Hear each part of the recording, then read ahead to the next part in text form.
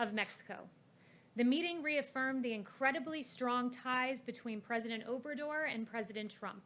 The leaders noted that many people have bet against their ability to work together in a strong and productive fashion, but rest assured, they work together and they work together well.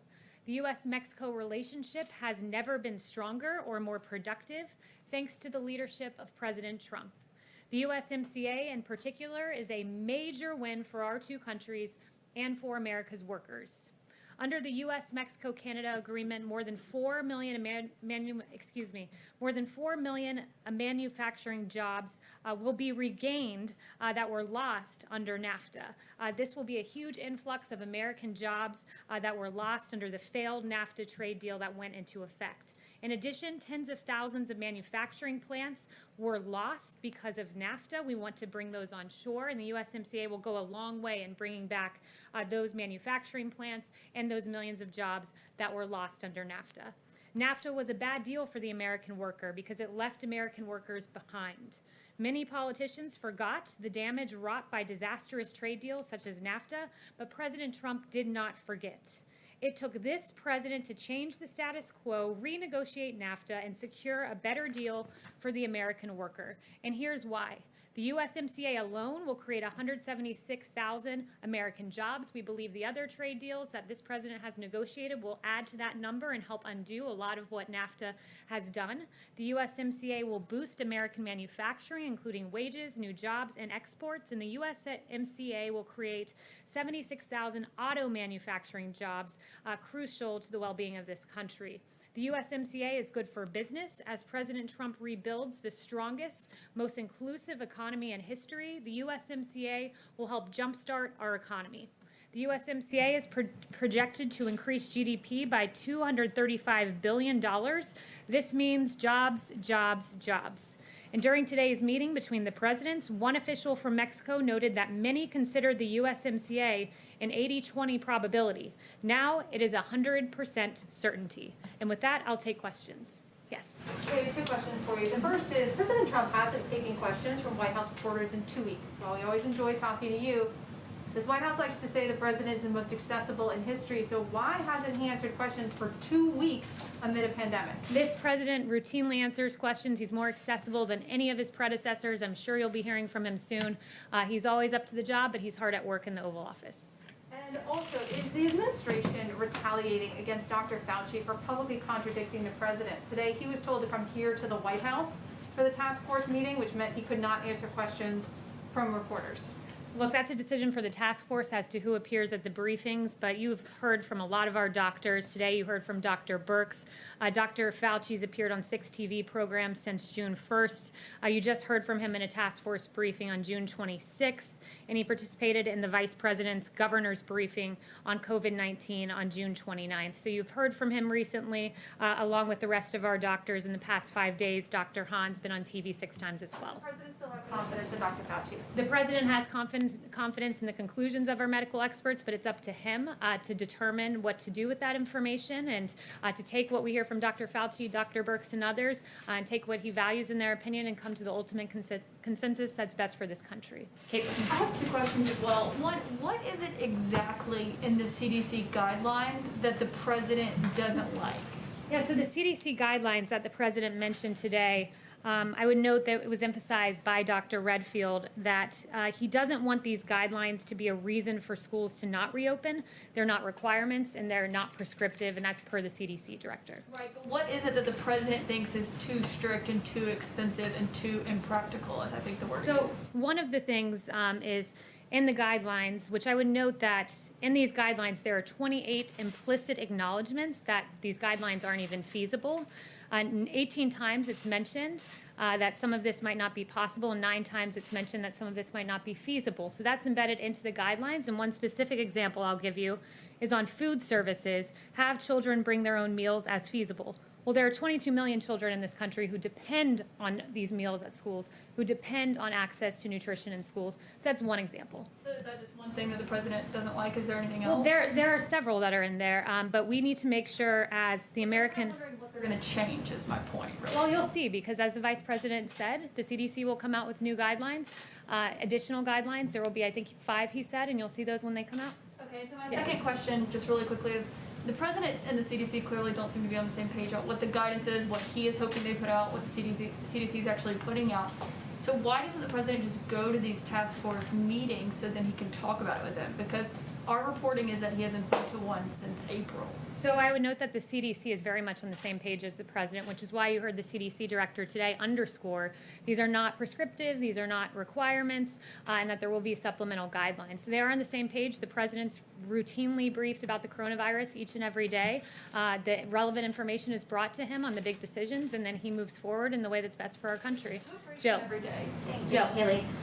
So just following up on those new CDC guidelines that we're told are coming out next week, did the White House pressure the CDC to change public health guidelines that were reached in accordance with medical professionals because the president doesn't like them? No, not at all. But the president made his opinion quite clear publicly this morning on Twitter for all to see. And we would note that guidelines, and I would underscore the American Academy of Pediatrics, because it is an organization that's made up of 67,000 pediatricians that they represent. They are very adamant about kids needing to go back to school, and they said school policies must be flexible and nimble in responding to new information, and administrators must be willing to refine approaches when specific policies are not working. Policies should be practical, feasible, and appropriate for child and adolescent development stage. Is the president against social distancing guidelines in school, things that are included in those guidelines now, like placing desks apart from each other, staggering school times? Is he against those elements of it? So I'm not going to get into each and every element and where he stands on it. The president wants us to go back to school safely. Our children depend on it. These schools are essential, and I think he stands on the side of parents across this country who want to see their kids back in school, who want to see make sure that their kids don't fall behind in education. Yes, Christine. Thank you, Kayleigh. By this point in the 2016 campaign, President Trump had been talking about what would ultimately become the USMCA for more than 9 months. So when do you think we can expect President Trump to detail his priorities for a second term? I think you hear him talk about it quite often. More trade deals are on the horizon from this president, lower taxes, more funding for our schools. One announcement that I do have for you is that in CARES Act 4, he's looking to substantially bump up money for education, but at the same time understand that this money should go to students. So that's one priority we're looking at more in the immediate term, supporting our schools, supporting our families. He's talked about payouts, stimulus payouts to Americans that worked very well the first time. It's something he's mentioned for a phase 4. He's talked about payroll tax holiday, which would be a big tax break for America's workers. So those are a few in the immediate term, and you'll be hearing a lot more about a second term in the coming months. Do you think he might detail some of those priorities in his speech this Saturday at the rally in New Hampshire? So I don't want to get ahead of his speech this Saturday, but you'll certainly be hearing in coming speeches more about the president's vision for the second term. Building the economy is one thing that he mentioned just this week. You know, he brought the hottest economy in modern history once. He wants to do it again. He did that through deregulation, through lower taxes, and that led to historic low unemployment for Black Americans, Hispanic Americans, disabled, our veterans, and those are the kind of policies, conservative policies he's looking at for a second term. And anything that you could say to Republicans on Capitol Hill who have talked to reporters and said that they would like President Trump to perhaps be a bit more forceful about what exactly he would intend to do? Well, the president's been very clear. I mean, I just mentioned to you what he wants in CARES Act 4. He's mentioned some other things, so I think he's very vocal about what he wants, and you'll be hearing more from him. Justin. Thanks. I had one on Hong Kong, but I first wanted to just follow on the rally question. Just before you came out, the director of the Tulsa Health Department said that the president's rally very likely contributed to a surge in coronavirus cases in the city. We know that allies and advisors of the president also have tested positive since Tulsa, and in New Hampshire, masks are recommended but not required. So I'm wondering first why the president continues not to require masks at his rallies, considering we've seen the public health outcomes that come from it, and whether that or other changes are something that he might look at going forward. The president's been operating in accordance with CDC guidelines, recommended but not required. But as he said recently, if he weren't tested every day and he was in a situation where he couldn't distance, he would wear masks. We hand them out. They're handed out by the campaign, rather, at these events, and there's ample hand sanitizer, and it's people's individual choice as to whether to go. Do you have a response to the Tulsa Health Director sort of I would pointing out? I would just say that I have no data to indicate that on my end, but it's the decision of individuals whether to go. We encourage the wearing of masks, as the president said if he couldn't distance, he would, but it's the individual choice of the person. And then on Hong Kong, I know the Chief of Staff and National Security Advisor have talked in the last couple of days indicating that the president might both sign the bill that was passed by Congress last week and hinted at additional action. So I'm wondering both if you have any updated guidance on the timing of those things, but also we've heard concern from U.S. companies that sort of aggressive sanctions that would be unlocked under the latest bill could hurt their businesses in Hong Kong and China. And so I'm wondering if you could kind of talk through the administration's thoughts about balancing how aggressively you would be sanctioning Chinese officials versus U.S. business interests. So I'm not going to get ahead of the president on what our actions on China will be, but you will be hearing about some upcoming actions that pertain to China, so I can confirm that. Yes. Yes, thank you, Kayleigh. So still on Hong Kong, this morning, Robert O'Brien said that China has basically annexed Hong Kong. Can you explain what he means by that and what the administration plans to do about it?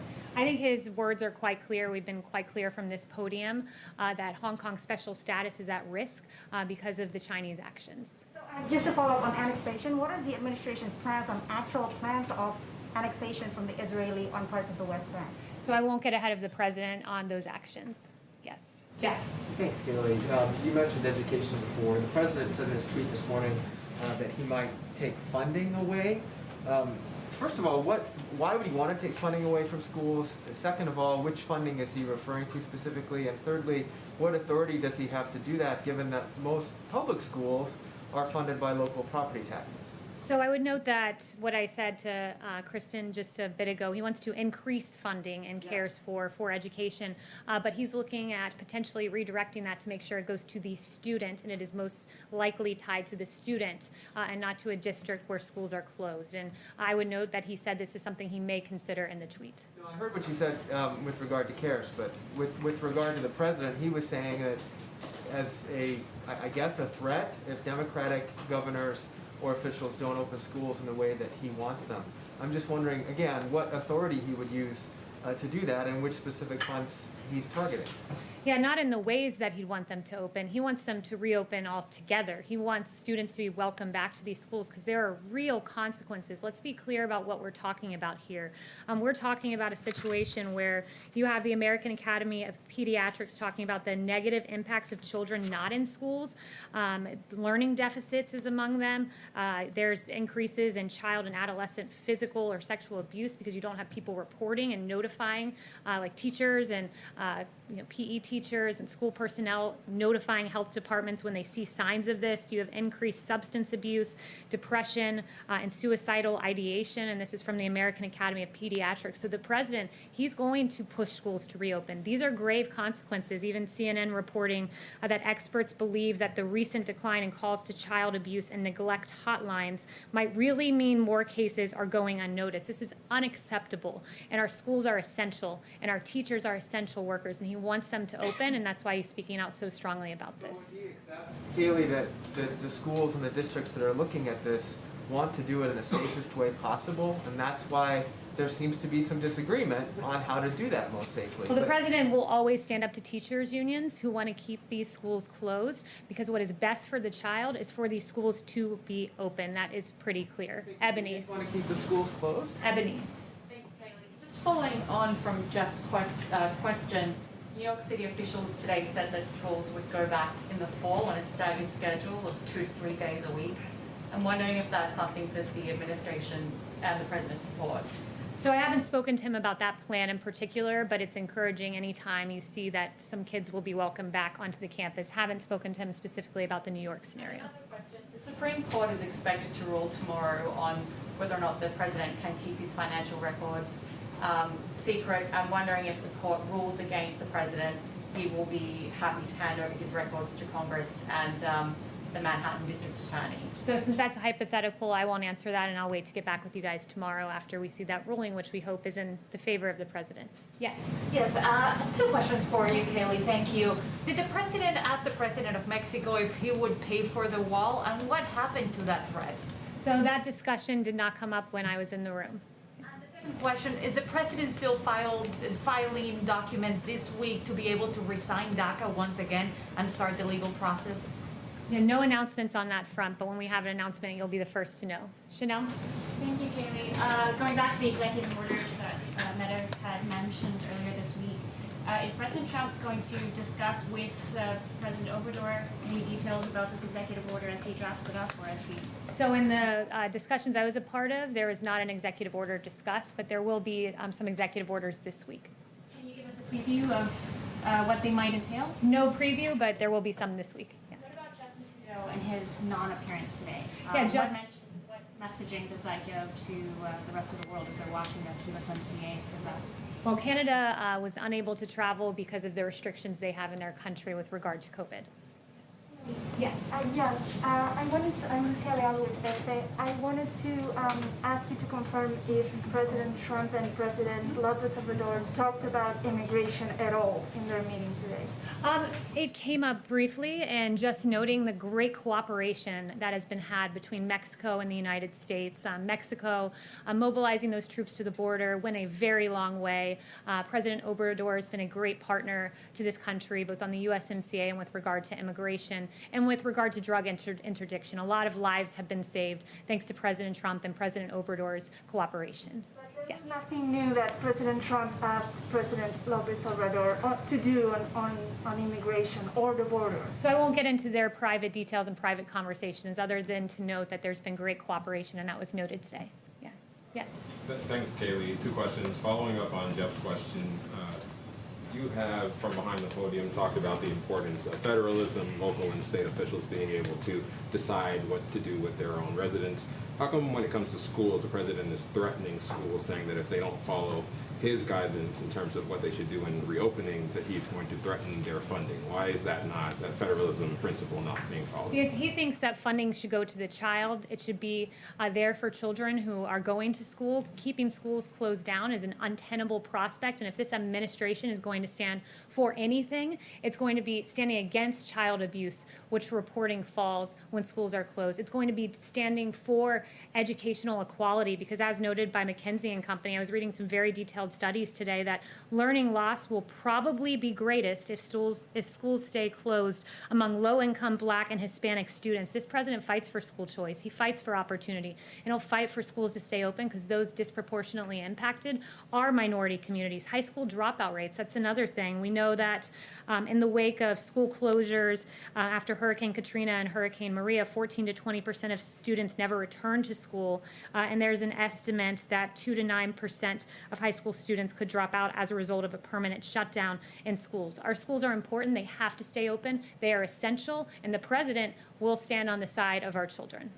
Question, there has been a recent book that was written with a quote attributed to one of your colleagues, Katie Miller, saying, if you come to America, you should assimilate. Why do we need to have Little Havana? Is that a statement that this administration, this White House stands behind? So I spoke to Katie before coming out here, and she says that those quotes are not true as described in the book. And I'll tell you this, that there's no greater ally of the Cuban community than President Trump. He loves the Cuban community. He's moved his residence down to Florida, South Florida in particular. And there's no greater advocate against socialism than the Cuban community in this country, and than this president who said America will never be a socialist country. Yes. Thank you. So the city of Houston just a little while ago canceled the Texas Republican convention because of COVID concerns. Are there any fresh thoughts about scaling back Jacksonville? No, we're still moving forward with Jacksonville. It'll be a safe event, it will be a good event, and it will be up to the RNC as to how those details are hashed out. Can I ask an education question, not lower school, but colleges and universities?